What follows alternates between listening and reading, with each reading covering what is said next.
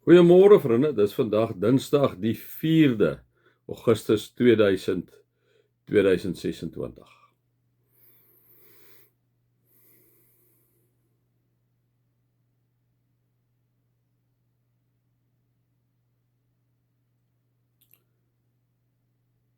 Heilige Gees, dankie dat U met onuitspreeklike sigtinge by die Vader intree vir ons. Wanneer ons nie weet hoe en wat om te bid nie. Here, kom U en kom help U ons ook selfs daarmee. Amen. Vriende, mag julle inderdaad genade en vrede en oorvloed hê, omdat julle God ken, Jesus ken en die Heilige Gees ken. Vriende, dan gaan ons aan hier by Jakobus 4. Jakobus het net so 5 hoofstukkies, so ons is nie te ver van klaar met Jakobus nie. Nou, soos julle nou weet, lees ons gaan nou maar net aan en dan lees ons die Bybel, né? So wanneer ons by 4 kom, dan kom Jakobus, onthou nou weer eens, is die stamme wat versprei is, hierdie brief van Jakobus gaan uit na hulle toe. So Jakobus waarsku hulle ook, né? So dit is 'n brief ook waar hy hulle waarsku, waar hy vir hulle wys waarna hulle moet kyk, praktiese goed waarna hulle moet kyk. So wanneer ons dit luister, kan ek en jy natuurlik inderdaad baie keer so 'n bietjie van buite staan en sê, wat wil hy nou vir hierdie mense sê? Kan ons 'n bietjie van ons lyf afhou? Kan ons, as ons wil. Maar ek wil ook hier maak jou toeganklik vir dit wat hy sê, alhoewel dit nou goed is wat baie keer buite ons parameters se goed val. En sê, wat van hierdie goed wat hy vir hierdie mense oor waarsku, is miskien op jou van toepassing, né? En dan sê jy, Here, ek het nie op met moord pleeg nie, en ek doen nie al daai tipe goeters nie, maar Here, miskien is ek by selfsugtige goed. Here, ek hoor vanoggend dat Jakobus met my kom praat, dat U deur die Gees wat in Jakobus was en in die woord is, nou met my kom praat. Nou, so ek wil hê julle moet ook so daarna luister.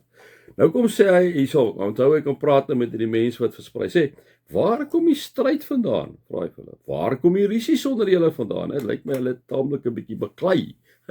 Partykeer onder mekaar. Dis mos nou maar jou aanneming wat jy maak. Anders hoekom sal hy nou die goed skryf, né? Kom dit van julle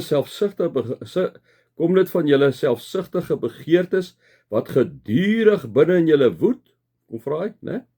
Hy sê, waar kom die stryd en rusies vandaan? Is dit omdat daar 'n selfsugtigheid binne julle is? Nou vriende, kom ons sê vir mekaar, ek dink baie rusies oor die algemeen kom voor omdat dit gaan oor die persoon wat sy opinie op jou wil afdruk of sy way wil hê, sy manier van dink is net reg.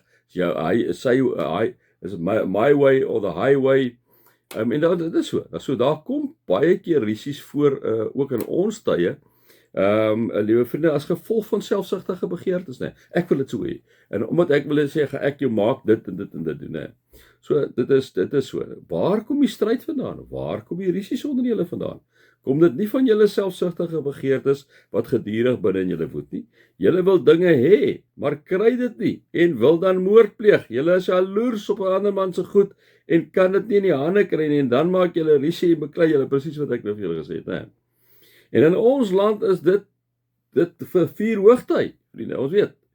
So mense, as jy nie 'n bakkie kan kry, steel uit die bakkie, maak sommer die ou dood, né? Hy gaan breek in en dan nie lankie dan is dit 'n moord. En so kan ons aangaan, hè. Julle wil dinge hê, maar kry dit nie en wil dan moord pleeg. Baie relevant vir ons land. Julle is jaloers op 'n ander man se goed en kan dit nie in die hande kry nie, en dan maak julle rusie en beklei julle, né?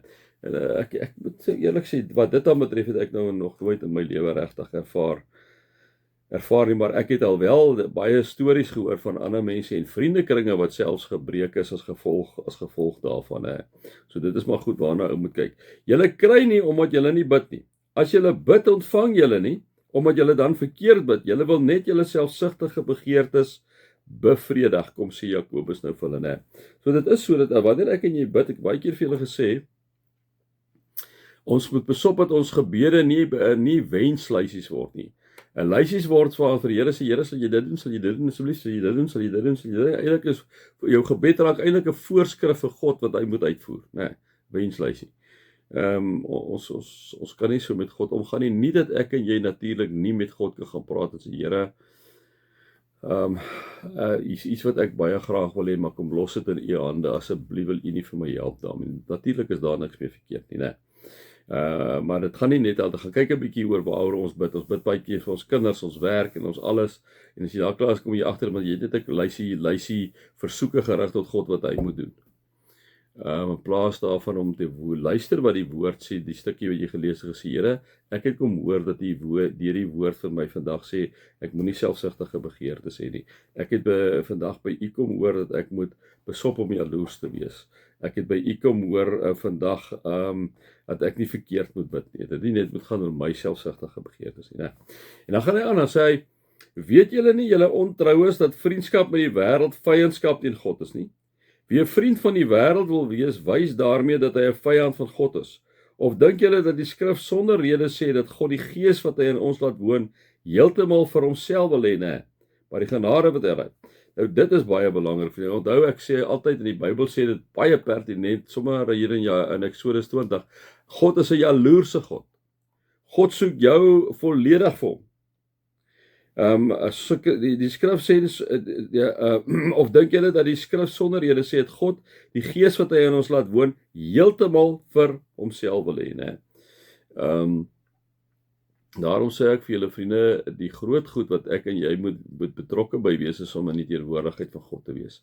Daarom is dit belangrik om die Here te loof en te aanbid op 'n Sondag. Dit is belangrik. Dit is reg deur die Bybel is dit belangrik. Vandag is dit nog net so belangrik. Mense besluit nee, wat hulle gaan 'n klomp ander goedjies doen. So jy maak jou vol met die wêreld. Wat beteken dat die wêreld neem jou in beslag en al hoe minder van God? As jy kom kry, is jy by jou eie begeertetjies en jou eie goedjies wat jy doen, hè. Of dink julle dat die skrif sonder rede sê dat God die gees wat hy in ons laat woon heeltemal vir homself wil hê? En dit beteken ons moet 'n lewende verhouding hê met God, beteken ons moet in Jesus se voetspore volg, beteken ons moet die Heilige Gees deur ons laat werk. Dit beteken dat ons met God se dinge moet besig wees. Wat is God se dinge? Dit is eredienste op 'n Sondag, om die Here te loof en te aanbid. Dis om betrokke te wees by 'n klein groep. Dis om betrokke te wees by die werk, liewe vriende, om met jou Christendom daar prakties uit te lewe, né? En so kan ons al gaan 'n klomp sulke goed. Dit is deel daarvan. Dit is nie 'n opsie nie, dit is deel daarvan. Maar die genade wat God gee is nog groter. Daarom sê hy, God weerstaan hoogmoediges, maar aan nederiges gee hy genade. Ja, ek dink ek gaan net tot hier gaan. Anders gaan bespreek ons nou 'n ander een aan. Kom ons stop volstaan vandag daarby. Mag julle God se liefde ervaar, God se genade ervaar en die Heilige Gees se teenwoordigheid ervaar. Amen.